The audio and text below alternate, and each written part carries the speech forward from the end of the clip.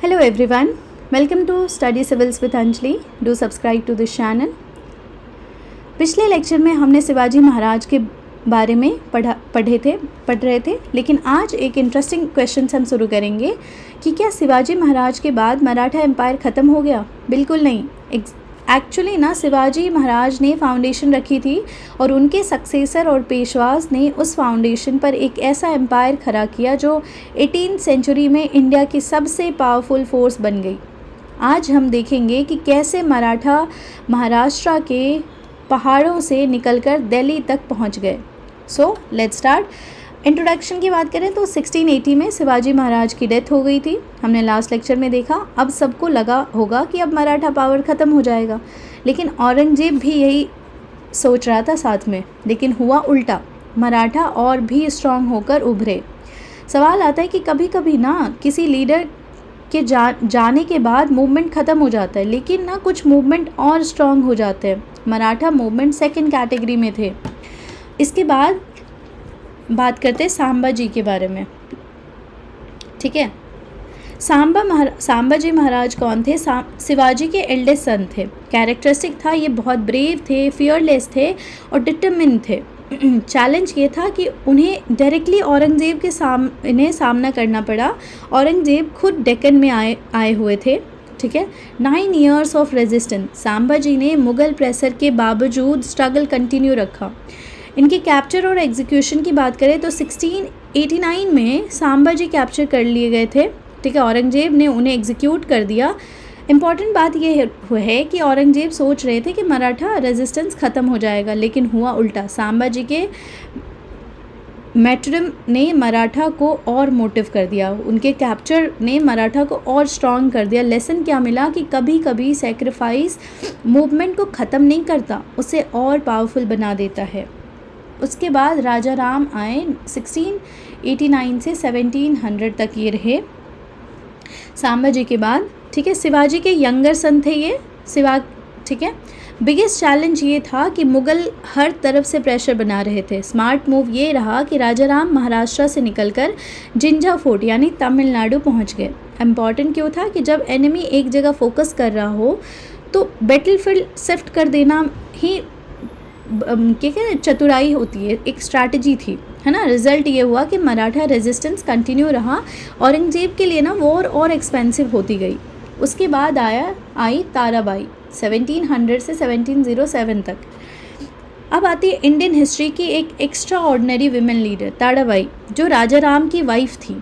ठीक है, सिचुएशन ये बना कि राजा राम की डेथ हो गई, स्टेट क्राइसिस में था। अब ताराबाई क्या करेंगी? लीडरशिप अपने हाथ में ली। ठीक है, अचीवमेंट की बात करें तो गोरिल्ला वॉरफेयर कंटिन्यू रखा, मुग़ल आर्मीज़ को चैलेंज किया, मराठा रेजिस्टेंस को अलाइव रखा। सवाल ये आता है कि 18th सेंचुरी में फीमेल रूलर होना कितना डिफ़िकल्ट होगा? बहुत डिफ़िकल्ट था, लेकिन ताराबाई ने प्रूव किया कि लीडरशिप ना जेंडर पर डिपेंड नहीं करता। फिर उसके बाद आया साहू महाराज 1707 से 1749। 1707 में औरंगजेब की डेथ हुई और इसी साल साहू को रिलीज़ कर दिया गया। अब उन्होंने रखा था कैप्चर करके।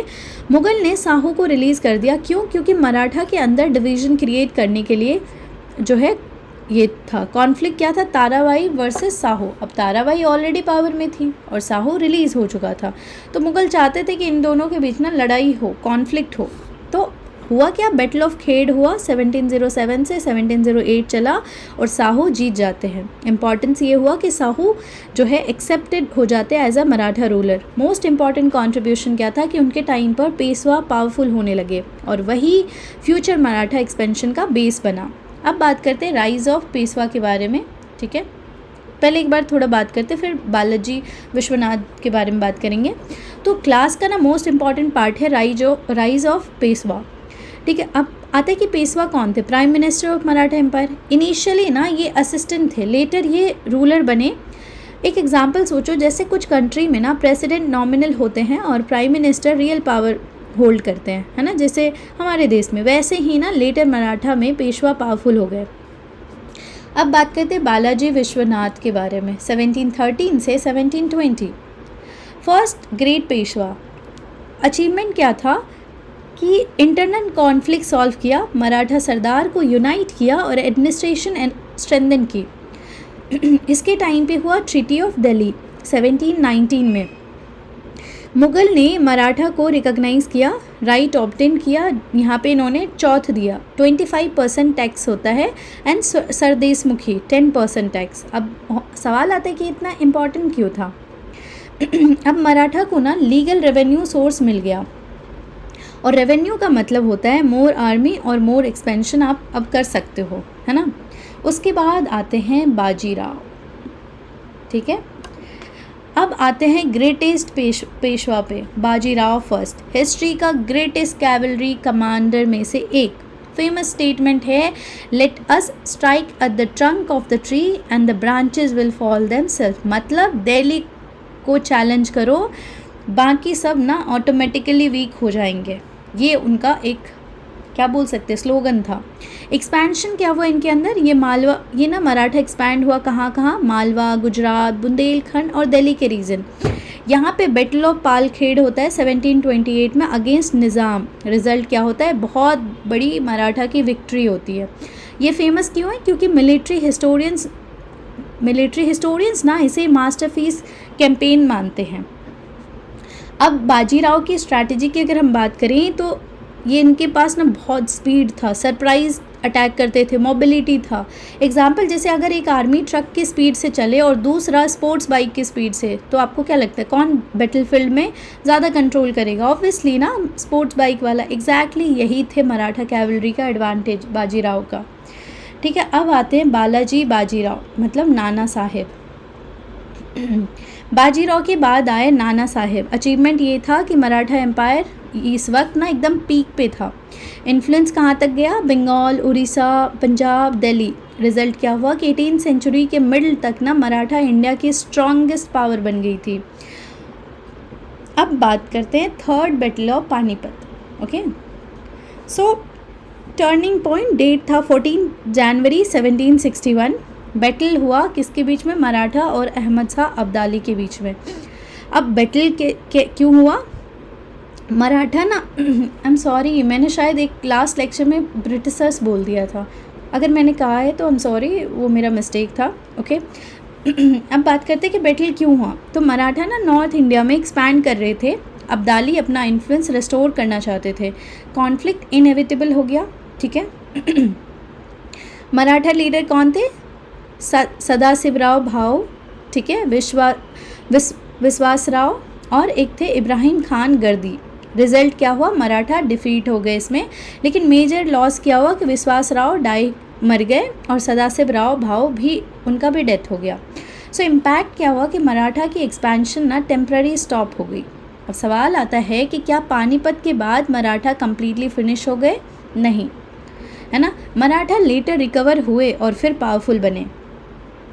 सो एक चीज़ समझते हैं मराठा का, थोड़ा सा इधर से देखते हैं मैप से, ओके। सो शिवाजी के टाइम पे मोस्टली महाराष्ट्र में थे, पेशवा के टाइम पे गुजरात, मालवा, बुंदेलखंड, दिल्ली, पंजाब सब जगह चला गया था, ठीक है। पीक इन्फ्लुएंस ना नॉर्थ में हिमालय के आसपास तक पहुंच गया था, साउथ में तमिलनाडु तक पहुंच गया था और ईस्ट में बंगाल तक, ठीक है। रिजल्ट क्या हुआ, मराठा ऑल इंडिया की मोस्ट पावरफुल बन चुकी थी। इसको ना अब एक इम्पॉर्टेंट बैटल ऑफ मराठा को एक बार रिवाइज़ कर लेते हैं, ठीक है। सबसे पहले बैटल ऑफ संगमेश्वर ये मुग़ल के अगेंस्ट हुआ था। सांबाजी इसमें कैप्चर कर लिए गए थे, सांबाजी को लेके चले गए थे मुग़ल। 1689 में ये हुआ था। फिर 1619 में बहुत सारे बैटल हुए डेक्कन में, लेकिन मेजर बात करें तो बैटल ऑफ खेड़ 1707, 1708 में साहू विक्टोरियस रहे थे इसमें। फिर उसके बाद बैटल ऑफ पालखेड़ हुआ 1721 में, इसमें ना बाजीराव डिफीट कर दिए थे निज़ाम को। बैटल ऑफ दाभोई 1731 में मराठा की विक्ट्री हुई। And then third battle of Panipat हुआ जिसमें मराठा की हार हुई।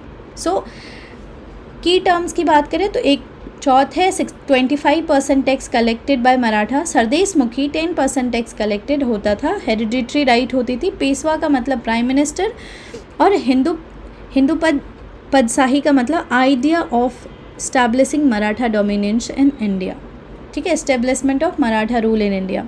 सो if we quickly revise, succeed Shivaji क्यों, who succeeded Shivaji? Sambhaji. Okay, where did Raja Ram take refuge? Jinji fort में. ठीक है, कौन सी विमेन थी जो मराठा को संभाला? Tarabai. Okay, battle that establish Sahu position, तो बैटल ऑफ खेद. ओके, फर्स्ट ग्रेटेस्ट पेशवा कौन थे? Balaji Vishwanath. Okay, and greatest Peshwa कौन थे? बाजीराव फर्स्ट. चौथ का मतलब 25% टैक्स, सरदेशमुखी का मतलब 10% tax. Third battle of Panipat कहाँ लड़ाई हुई थी? तो कब हुई थी? तो 1761 में. Okay, so if we conclude today's class student, Shivaji ने ना मराठा स्टेट की फाउंडेशन रखी है ना, लेकिन सांबाजी, राजाराम, ताराबाई, साहू और स्पेशली जो पेशवा ने उसके एक रीजनल किंगडम से ऑल इंडिया पावर बना दिया. 18th सेंचुरी में मुग़ल एम्पायर डिक्लाइन कर रहे थे और मराठा पावर उस वैक्यूम को फिल कर रहा था. और ये कहानी हमें सिखाती है कि स्ट्रॉन्ग लीडरशिप, यूनिटी और स्मार्ट स्ट्रैटेजी एक छोटे रीजनल मूवमेंट को नेशनल पावर में बदल सकती है. अगली क्लास में हम पढ़ेंगे मराठा एडमिनिस्ट्रेशन, कॉन्फेडरेसी के बारे में, अष्टप्रधान के बारे में. इन सबको थोड़े डिटेल में पढ़ेंगे. उसके सरदेशमुखी टैक्स वाले सिस्टम को थोड़े डिटेल में पढ़ेंगे. So if you like this lecture, do subscribe to the channel. Till then keep learning. Thank you so much.